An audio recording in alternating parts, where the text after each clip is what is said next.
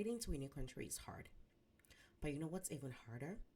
Is if you have been an established professional in your career or field of industry and then you have to move. Hi there, my name is Anita Defie. I'm the CEO and founder of Advanced and Fulfilled Coaching Company. We are a company dedicated to helping immigrated professionals establish their careers here in Canada and do so without the overwhelm, as well as navigate the job market and advance in their careers even after they've been established the first time. And this company actually started from my personal struggle and journey as an immigrated professional almost a decade ago. And since then, I have backed it up with research, talked to hundreds of people, conducted information sessions, career coaching, counseling to hundreds of people, and I've heard about different success stories coming from those, including my personal success stories, and taking all of that combination and understanding that there is a big need and a great gap is how I got to found the company Advanced and Fulfilled Coaching Company. So we are dedicated to your success. However, we do know that there are professionals who are at different stages of their career and seek different ways of and strategies on how to advance in their careers. And so you are not left out even if you are not an immigrated professional. And in our videos right here on YouTube, that's exactly what we do. One of the things we do here is provide free resources, free knowledge access to individuals who are looking to advance in their careers at whatever level you are in your career journey. And so today we're going to be sharing and talking about gaps that you need to close. And this really has started. If you haven't been on this learnings, I don't know what you're waiting for and I don't know what you're doing. We're looking at 5 important gaps that you need to close if you're going to advance in your career. And this is not a one-time done thing. It's something that you have to review consistently over time in your career journey. And so far, we have looked at closing knowledge gap, we have looked at closing skill gap, and today we're going to be talking about experience gap and how you close that. So, what is experience gap? Let's start from there. So experience gap, again, just similar to we've talked about with the knowledge gap and we've talked about with the skill gap, is the experiences you should have relative to your career vision and goals, and the experiences that you have today. The difference between what you should have and what you're lacking is the gap. Okay, so I'll give you an example. If someone were to say, if they're gunning for an experience level of a director, an executive director, what you don't have, or the job responsibilities you should have handled, the competencies you should have demonstrated over the course of your career that you are lacking or yet to demonstrate, that right there is a gap. And I know that sometimes this can be measured also in terms of number of years. So for instance, you're looking at the job description and then they ask you for minimum 7 years progressive experience as a leader of people, or as a manager, or as a supervisor of people, right? But then what if you don't have that? That then becomes a gap. Question: how do you close that gap? Well, that's exactly what we are going to be talking about today. And before I jump into how we close experience gaps, I just want to very quickly, like I always do in most of my videos, because they're my primary target, I just want to quickly take a moment and talk to immigrated professionals, especially those who are still new to the country. And I know that for many people, and one of these days I'd actually do a deep dive on demystifying the Canadian experience, the so-called almighty Canadian experience. I promise you, hold me to that. I will demystify Canadian experience for you. But I know that particularly starting with Canadian experience, that's something that a lot of new immigrated professionals struggle with, because you hear that a lot. And this would help you not just break through that Canadian experience jinx, so to speak, but also help you even as you begin to think about your journey and the next level in your career journey. Okay, so if you're a new immigrant, this is just apply the principle to your situation, but at the same time, It's the same principle. It's the principle, right, that would help you. It doesn't matter if you take a day-old baby and throw them down from a roof of a house. Please do not do that. Or you take an adult and do the same. The law of gravity will prevail. And same with so many things in career. If there is one thing I have learned, not just in my journey, but also in the journey of those that I've had the privilege of working with, and what research also show is that these things are, you can surmount those, all of the things that seem like obstacles in your career journey at whatever level you're at, or whatever gender you're at, you are, right? Because I know that especially for women, the barriers tend to even take layers of approach, but there are ways to go about them that you don't have to feel stuck, you don't have to feel the overwhelm, and you don't have to feel like you have to give up your career. Okay, so I just wanted to put that out there.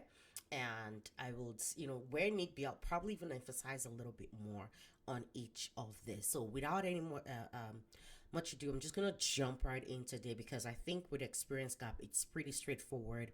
We need to do, with as far as the why you need to close these gaps go. If you haven't, I already did a video to talk about that, introducing the series that we're going to do. So feel free to go catch that. Okay, so number one way that you can close an experience gap is through internships and apprenticeship. Internships and apprenticeship. Now, this can come in various forms, and I'll give you a very quick example from my personal journey.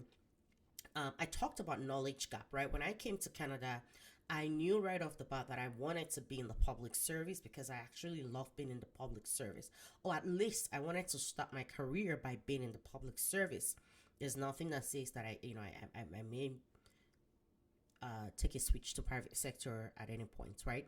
But I knew I wanted to be in the public sector, at least for a start, and maybe for the beginning part of my career. And one of the things I looked at was, while I didn't exactly have any skills gap, so to speak, even from a knowledge gap perspective, as far as the formal education goes, I had what they were asking for. But I was lacking in one key knowledge. And that key knowledge was two things, actually. I was lacking in the experience gap, and I was also lacking in knowledge gap. And I'll tell you exactly where I was lacking. As far as the knowledge gap goes, I was lacking in understanding the Canadian public system. I am coming from a country where, even though I was in the public sector, the system was different. The system of government was different. The systems of election and public administration processes, certain things, structures were different, right? Regulations that guide the work that I do were all different. And so there was a knowledge gap there, and I sought a way to close my knowledge gap. But I also had an experience gap in that, especially then, it's a lot easier now. Again, so newcomers, it's a lot easier now to find your dream job in any sector than it was 9 years ago when I came to the country, right? But then it was really hard to get in to government. But to help me close both my knowledge gap, and I also needed that public sector experience, I had a specific position in mind that I was gunning for at the time. And to help me get and they talked about having at least 5 years of experience in any level of government, right? And this particular position I was gunning for then is within the federal government. I needed to be a citizen to hold that position. That was clear. So within that timeline that they needed the experience, for me to have that experience, I looked at where I was as of that time. And one of the things that I knew I was going to need was that progressive years of experience within Canadian governments. They categorically were asking for that experience to be available. And so, and then just overall in my life goal, I knew one day I was going to do a PhD, and I wanted to do a master's degree. Of course, you have to have a master's degree to do a PhD. And so I saw an opportunity right there to use one stone. You see that I didn't just go get an education, because I know some of you are probably thinking, if you've watched the knowledge, how to close the knowledge gap, you're probably thinking, well, you told us not to just jump into any formal educational training. Yes, don't jump into. Make informed decisions, okay? Informed strategic decisions. This was a very informed, very strategic decision that I made. I haven't gone back to school since then.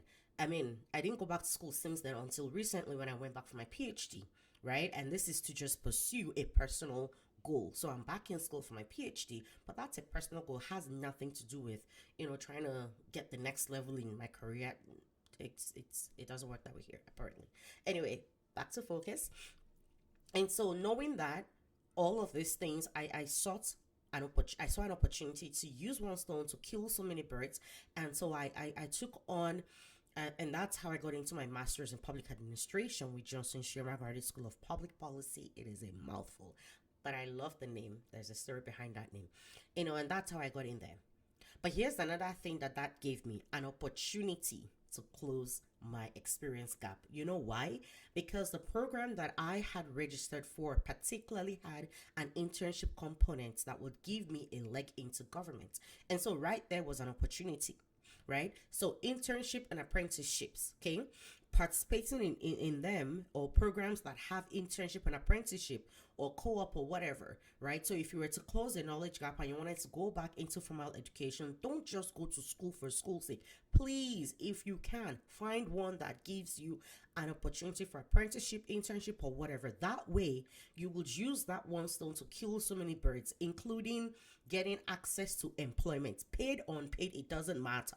If you're a newcomer, right there, if you must go to school because you're trying to give yourself a leg up, it better be something with internship co-op components, because that would allow you an opportunity to actually work. You would fulfill the Canadian experience. You would fulfill actual experience. You would have access to people, and you would have a better understanding of the workplace doing that. Okay. And guess what? It is low risk. That's one of the things I love about internships. It is low risk because you're regarded as a student, right? So it's low risk, but also great reward. On one hand, you're regarded as a student, so expectations are actually pretty quite low on you.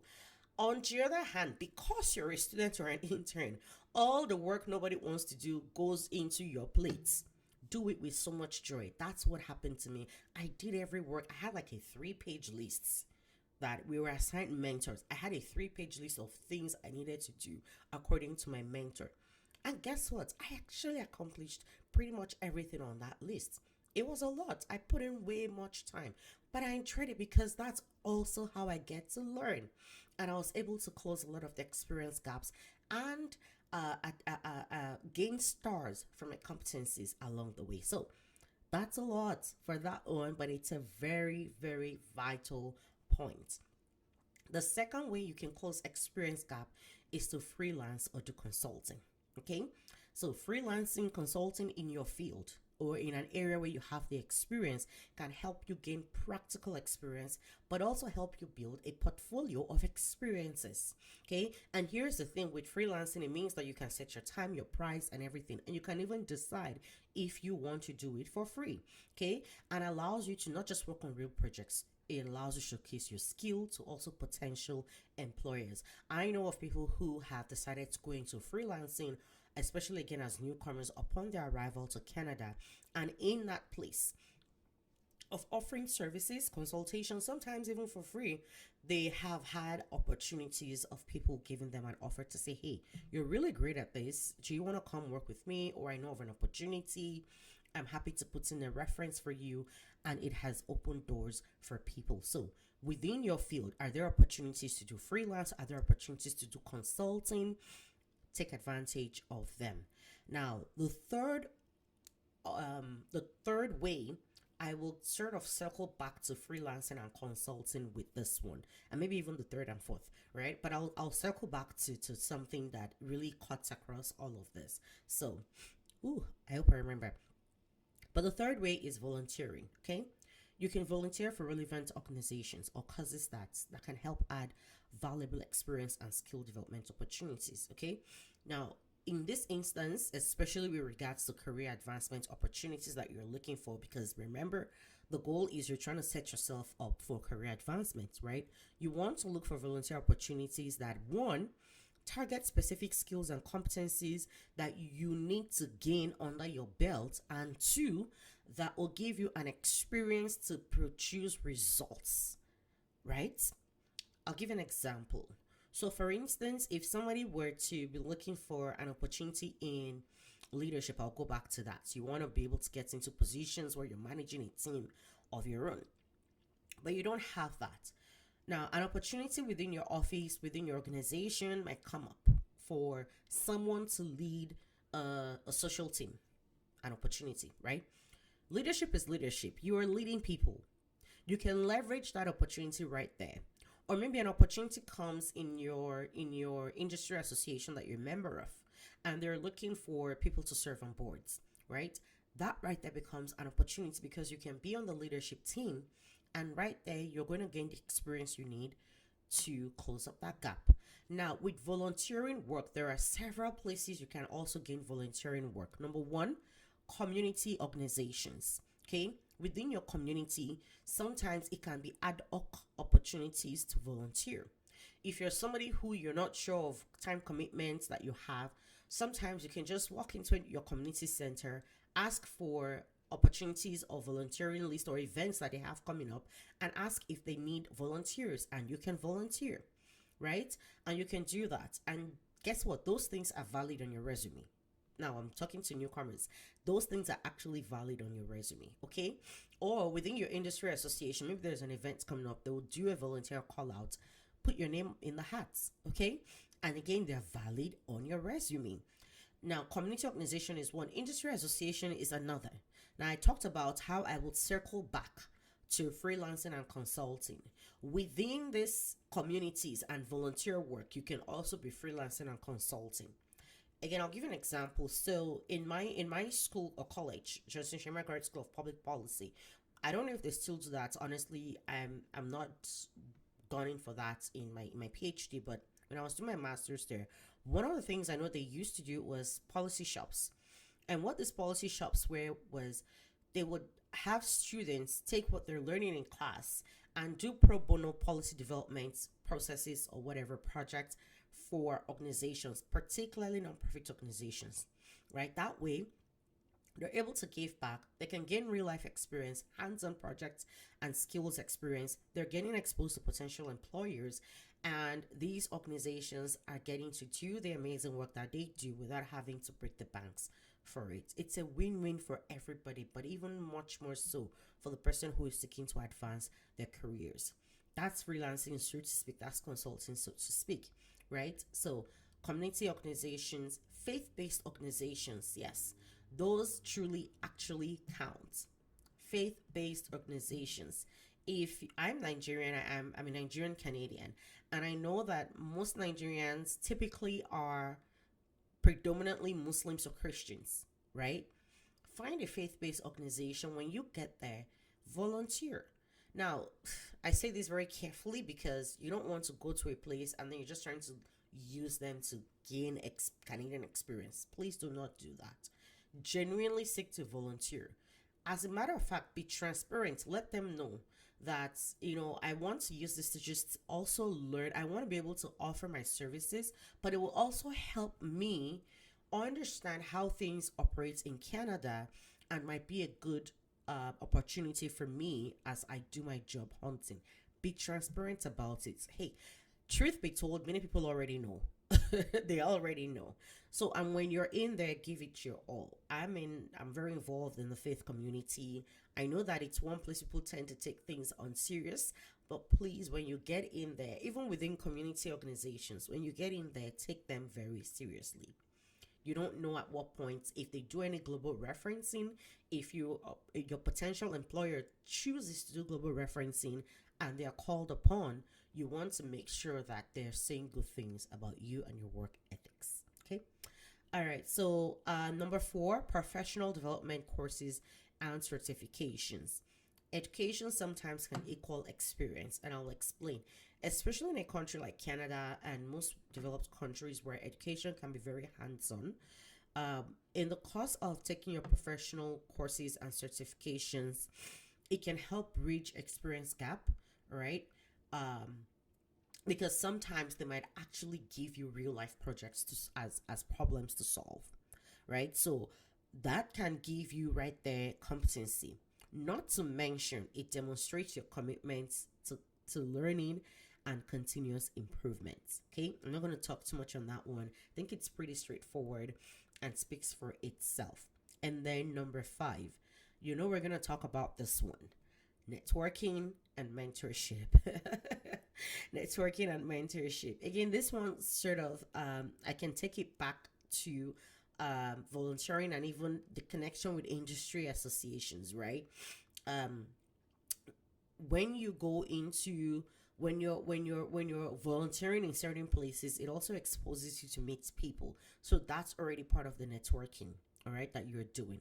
That's part of the networking. Not to mention, I'll say this: communication, interpersonal relationship, and personal leadership.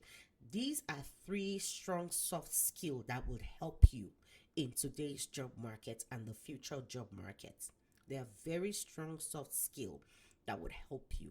Adaptability as well, like I can begin to go in, right? And when lacking, you can talk about how you proactively network and build relationships. Relationship building is in there as well, and build relationships in even on a personal note, but you can translate that skill to a potential employer as an experience that you have, and you can demonstrate it by sharing examples of that, right?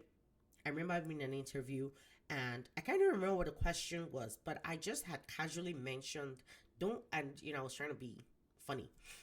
Don't walk with me downtown, Regina. That's where I'm at. I'm in Saskatchewan, if you haven't guessed that by now. And I said, don't walk with me downtown, Regina, because we'll never get over lunch hour, because we'll never get to where we need to get to. And I said that because I would say that, because I'll say hi to different people. And then one of the things I really love about the people I say hi to, they're not just people that look like me. I say hi to people of different shades and at different levels of their careers, right? And that's because I've spent the time to build the relationships over time, right? I was just saying that to buttress something and also just trying to be funny, because I truthfully was at the time nervous and but it really resonated with my interviewer. So first I did get that job. It really resonated with that interviewer because what they heard was, this is somebody who knows how to build relationships and do so confidently.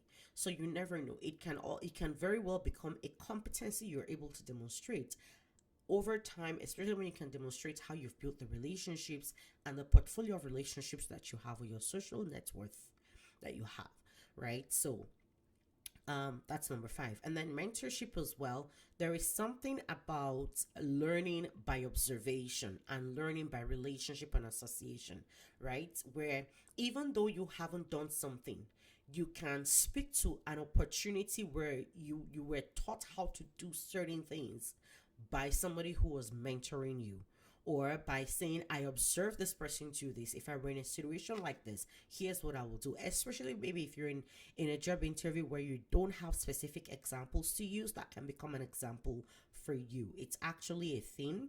Okay, it really is a thing. And right this second, the name is eluding me, but there's a name for it. And even when you talk about like self-efficacy, it is something that is recognized as a way of even just increasing your self-efficacy, aka confidence.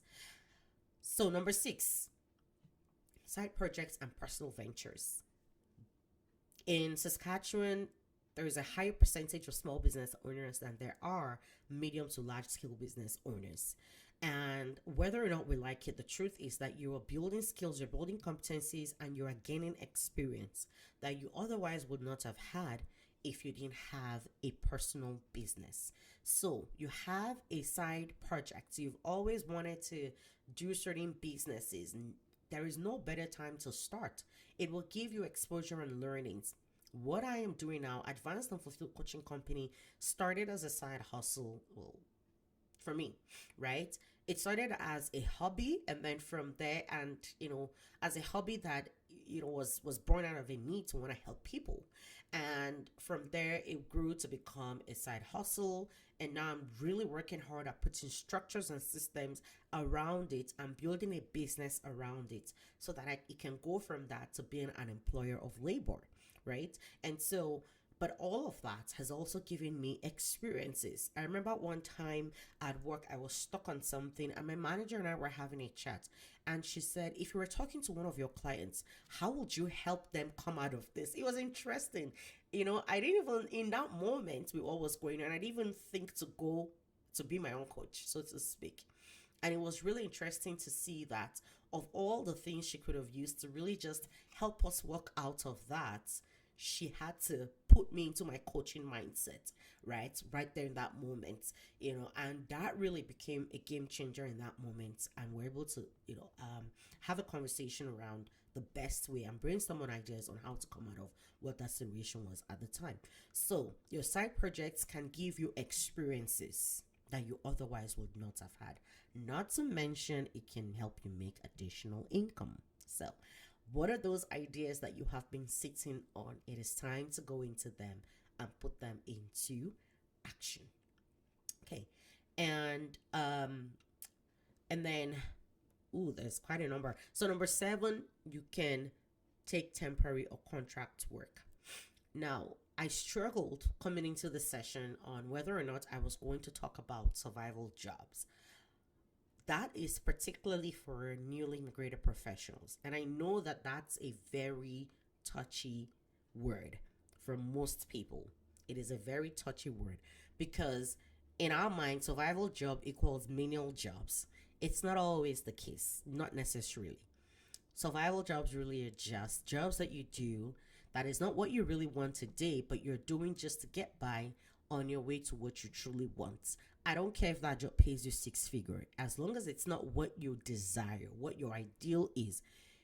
You're in a survival job, or as long as, and not just that, it's not just that it's not what you desire, but that it's not even setting you up to that. So let's say, for instance, someone wants to be the CEO of a project management firm, right? If that's, or like an executive director or a CFO in a project management firm or whatever. But today you're an accountant. That's no longer a survival job because you're already on that ladder. But let's say you're working in that organization as an administrative assistant. I don't care if it pays you 6 figures. That's a survival job because it's not what you want. It's nowhere near your path. It will still help you in some way to get there, but it's also not really it, right? So that becomes a survival job. So, but I would say this, while I don't want to get anyone feeling all whatever about talking about survival jobs, I would say this: temporary and contract work. Again, sometimes people want to feel the safety of being in a permanent job. I'm going to say this carefully, and well, it's the truth. I think in the last 9 years of my life, I've only had 2 permanent jobs. And I resigned from both jobs to move on to other opportunities eventually, right? I mean, you have to have it to know that that's not the in thing. And that's the truth. People always ask me, are you not afraid of being in temporary positions? No, I am not. Okay? As a matter of fact, if there is something I find with temporary opportunities, it has a way of keeping you on your toes and keeping you on the edge. On the edge in a good way. On the edge in that because you know that this opportunity may not be there forever. It has a way of making you treat every day as if it were your last one there. And there is no way you will take on that mindset and not give your best every single day. That's one of the things I find with temporary jobs. And after I moved within government, it's something called in scope, out of scope. Big difference really is that on one hand, you're a unionized employee. The myth is being in the union, you can't be fired or fired easily. I don't know about that. I've never been fired.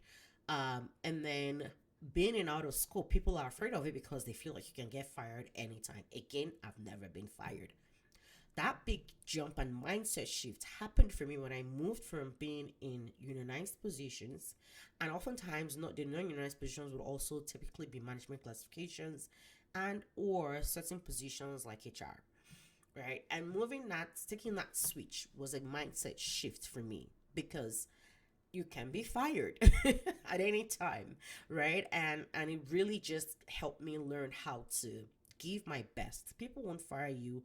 I mean, don't get me wrong, there are places that will fire you just out of spite, or you have a run-in with someone higher up. Toxic workplace, 101, right?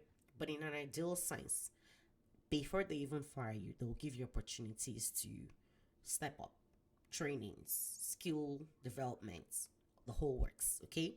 So don't be scared of temporary or contract work.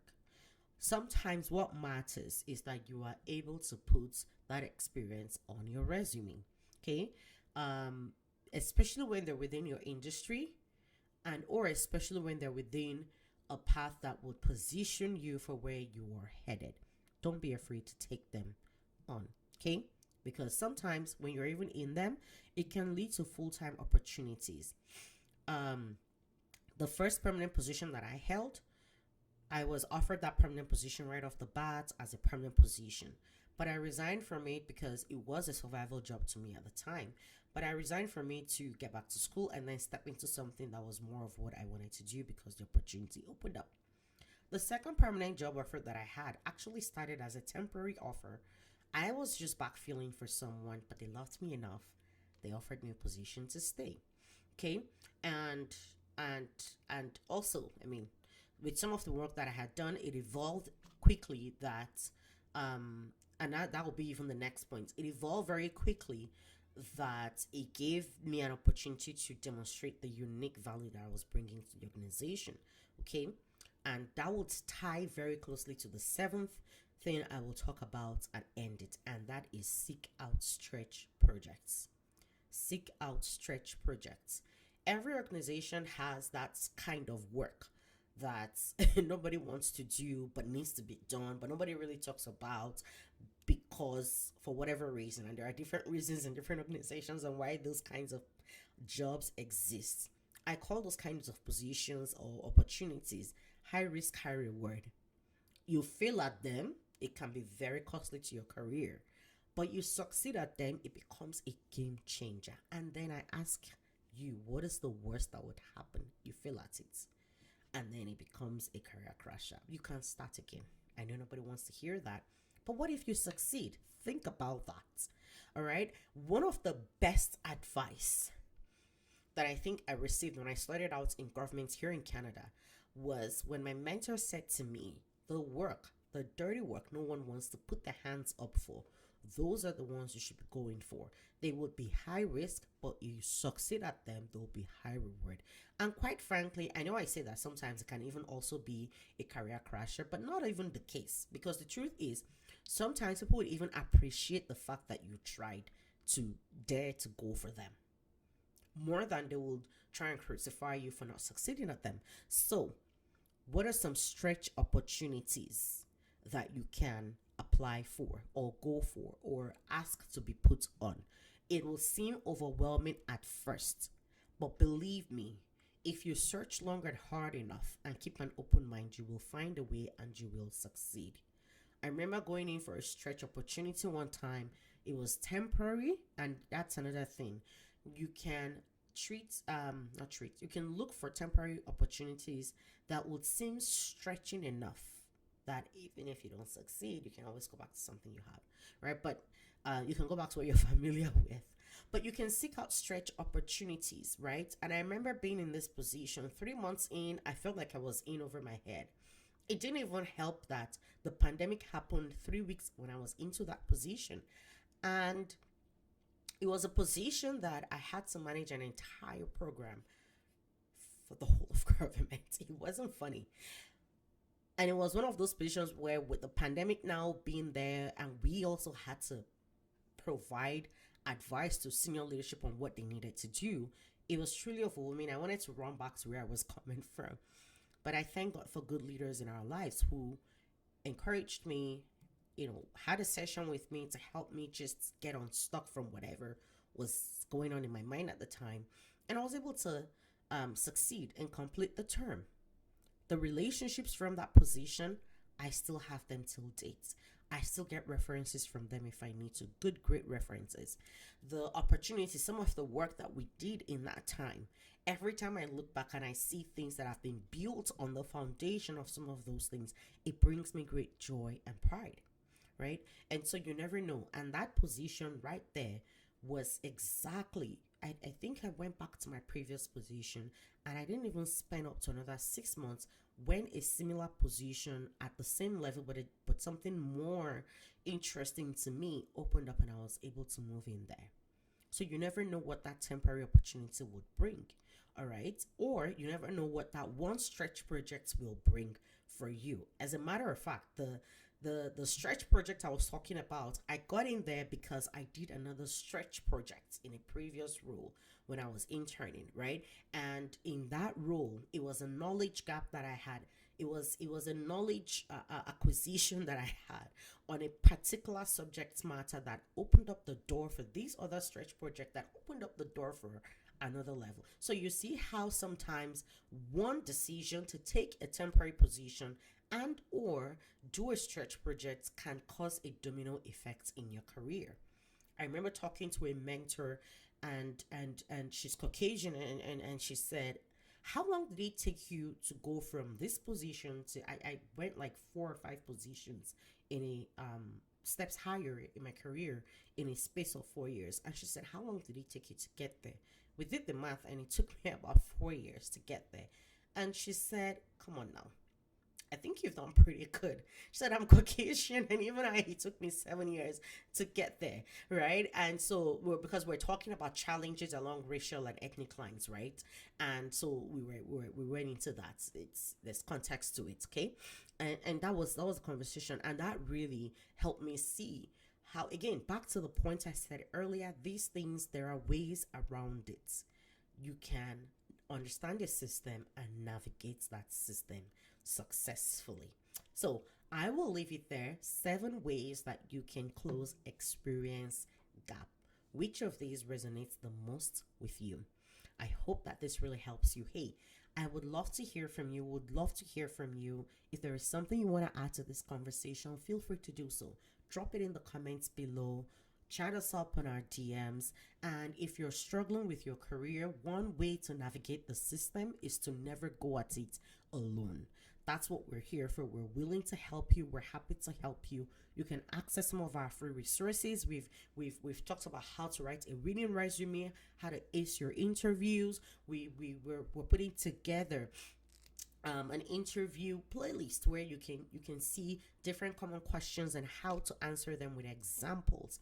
All right, and there are free resources navigating the Canadian workplace, especially if you're a newcomer, what that looks like, things you need to know as a newcomer, things you ought to do as a newcomer, even before your arrival to Canada, and how to navigate the Canadian job market landscape. So I really hope this has been helpful to you. Don't forget to like this video. Don't forget to leave us a comment. Don't forget to share. And most importantly, do not forget to subscribe. Hit that subscribe button right now. And if you need to access any of our services, you can do so at advancedandfulfilled.com. Or if you have a question, you can send us an email at info@advancedandfulfilled.com, and we'll be more than happy. One of our coaches will be more than happy to help you and work with you. I look forward to seeing you, and until next time, bye.